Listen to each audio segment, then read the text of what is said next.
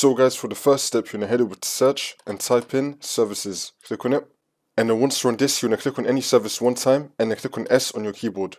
Now you're going to scroll down till you find sysmain. Double click on it. Change your startup type to disabled and then click on stop.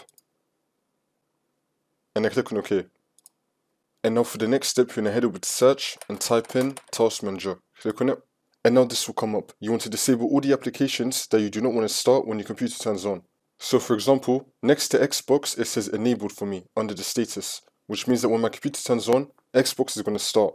I don't want it to start, so I'm going to click on it and then click on disable. And now the status will change to disabled. Now Xbox will not start when my computer turns on.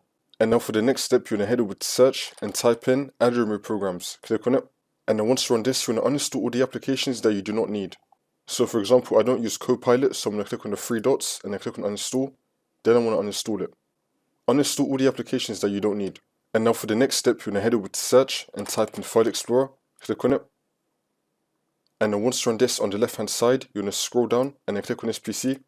Now you want to find the drive that you're having a problem with. You can also repeat this for the other drives as well. So you're going to right click on your drive and then click on Properties and then click on Tools and then click on Check and then click on Scan Drive. You then want to run this scan.